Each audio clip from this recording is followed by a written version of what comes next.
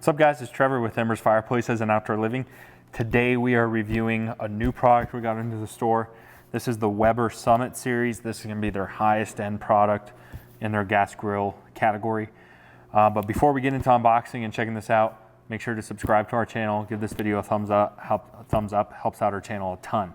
So let's get this baby opened up. I can, just from the looks of it, I have the hunch that it's assembled just based on how big the box is, which would be really cool if you can avoid assembly with this guy. But let's open it up and check it out.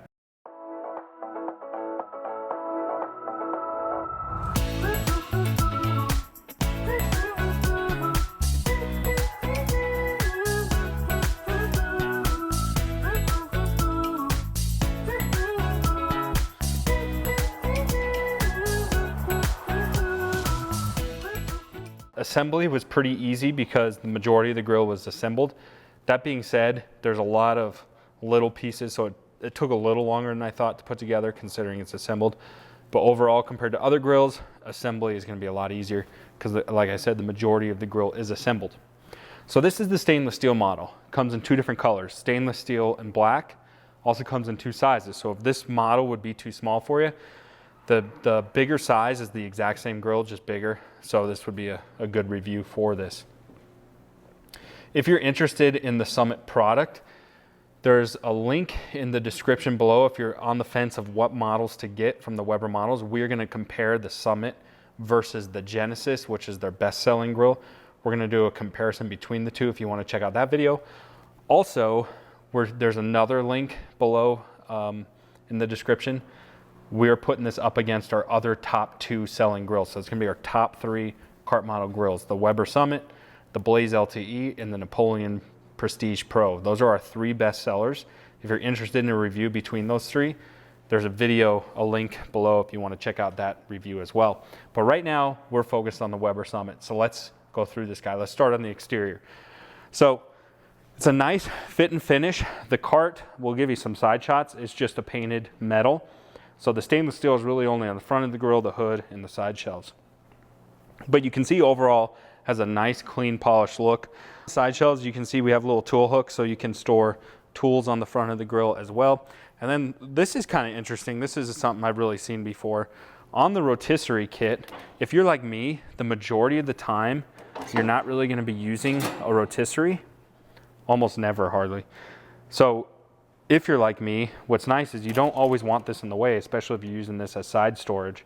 So what you can do is that rotisserie motor fully collapses and goes away. So it's completely hidden, and then you have a full use of your side shelf. And then when you're using your rotisserie kit, it pops up, and then you can set up your rotisserie kit. We'll get into this spit rod in a minute when we talk about the inside of the grill. But let's stick on the outside here. So we have a knob here. It's going to run on D batteries, so that's kind of cool. There's no need to plug this grill in. And then we're going to have your exterior knobs are going to light up as well. Also on the exterior, you can see this is a handle light. We'll give you some shots of it. It's on a motion sensor, but I've sort of moved it around the best I can, and it's not catching all the inside of the grill. A lot of it's catching on the hood. So I'm not crazy about this hood light. So you can see if I push it too far forward, the motion light doesn't go off. There, now it clicks on. So it does light up the front of the grill. What I wish they would have done is just put interior lighting in the grill. It couldn't have been that much more expensive to do that because the rotisserie has to plug in anyways. Of course, if you did interior lighting, then you'd have to plug the grill in, but that would have been a nice feature. I think this handle lid's a little chintzy. That's just me personally. Love to hear what you guys think on that.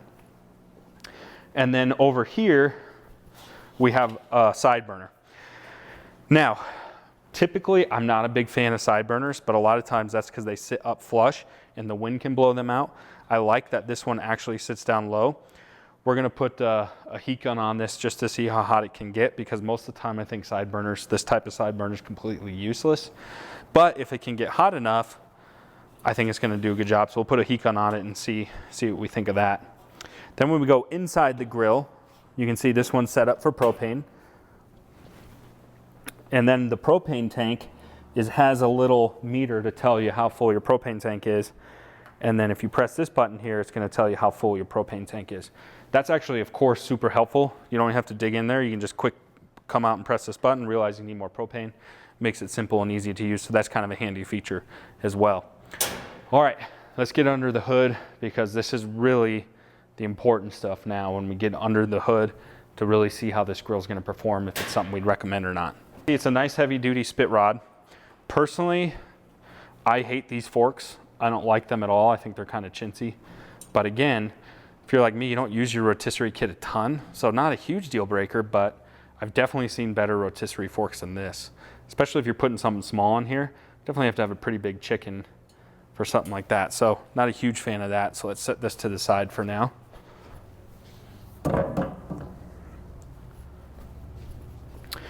Okay, we're gonna start taking this grill apart here. Here's your warming rack. That's gonna sit in here just like this. And again, if you're like me, you don't really use a warming rack all too much. So I just take this right out of the grill. So then we have our cooking racks.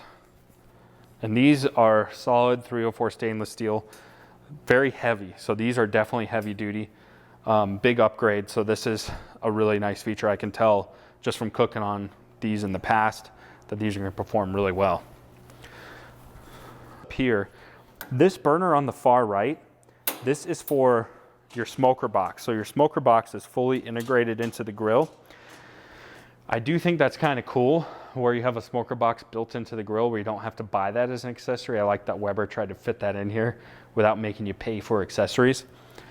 Here's what I don't like about it though. This is only a 30 some odd inch grill, and your smoker box is taking up valuable real estate because it doesn't sit below your burner grates. So we're losing 3 to 4 inches here in your cooking surface on a smoker box that you probably aren't going to use that much anyway. So it's a cool feature. It's probably something you use every now and then, but it's taking up valuable real estate. In the bigger model, not going to be a big deal. But on this size, I do think that's a little annoying that we're losing some cooking space. Again, these are just little things that are kind of annoying. Not a big deal, but overall, I wish that sat down below the burners, so that way it didn't take up valuable real estate for us there. Okay, here's our Seared Diverters here. Now these do two things. One, these get rid of grease flare-ups, but also they protect our burners. So these are gonna sit over all of our burners. So we'll take these out just to show you here. So you can see here, this burner here is our smoker tray burner. And then we have 4 main burners within the grill. Now they have this extra burner in here. Now this is for a sear station. They're calling it a sear station, but all it is an extra burner that does the same thing as the other ones.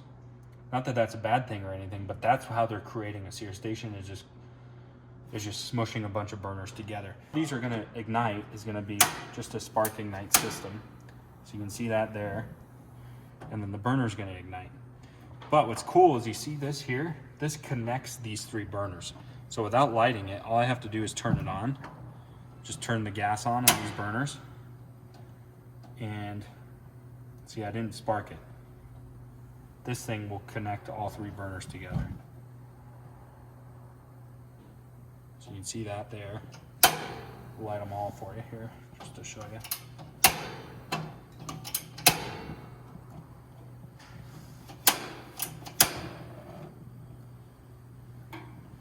And then this last knob is going to be for your rotisserie. So again, we have our 4 main burners, our smoker burner, and then our rotisserie burners. One thing that I wish they did was this piece that's connecting all the burners.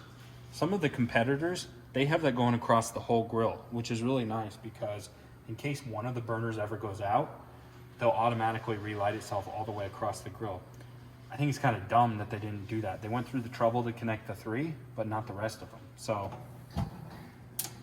I don't know. Not the end of the world, but just a little thing I would have liked to see is them connecting all the burners together. So, the infrared, or the rear burner for the rotisserie, is actually ceramic infrared. And I can tell, 1, just by looking at it, but 2, it is cranking. It is really, really heating up this whole grill. So that's kind of a cool feature, is that rotisserie burner is pretty heavy duty. Dimension is like a lot of Weber grills. The heart of this grill is going to be the seamless aluminum tub. So this base piece is completely seamless and it's all aluminum. So that helps just with longevity of the grill. That's what's going to help the high quality. But also with no seams, you're not going to get any grease leaking out anywhere where it shouldn't be going. So everything's going to funnel appropriately into that grease channel. So you have that nice aluminum tube, which is really, in my opinion, the heart of this grill. Okay, so there's a quick run through of the grill. Again, we didn't get into everything, but we should have covered most of the details on the grill itself.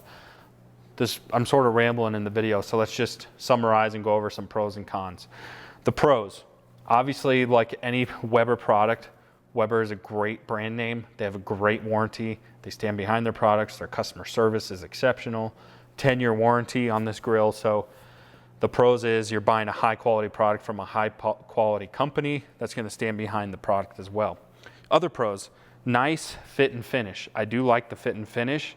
It's a nice polished look. Heavy duty cooking grates. It's of course going to cook evenly. Good heavy duty burners. So just overall, the biggest pro is just a high quality, heavy duty product. Not a lot to say wrong with it. Let's get into the cons. Not many. And even the ones I have are small things that just irritate me a little bit. Not enough to not make me buy this grill. I wish the lighting was interior instead of this lighting handle. I think that's a little chintzy.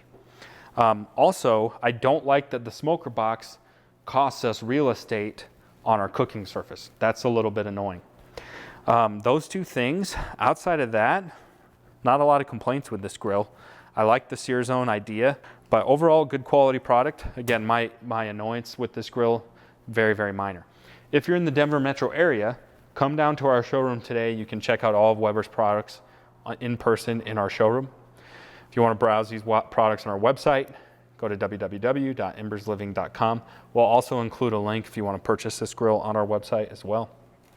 And again, don't forget, if you're still in the shopping process, watch those comparison videos. Those are going to be the most helpful in trying to decide what grill is going to be right for you. If you're trying to decide between the Genesis and the Summit, if the Summit's worth the extra money, or if you want to look at some of Weber's competitors, see what they got going on in a side-by-side. So yeah, that's pretty much it. Again, thanks so much for checking our channel. Make sure to subscribe. Stay tuned for more videos. Hey guys, thanks so much for checking out this video. Make sure to hit that subscribe button, subscribe to our channel today, give this video a thumbs up, and stay tuned for more videos.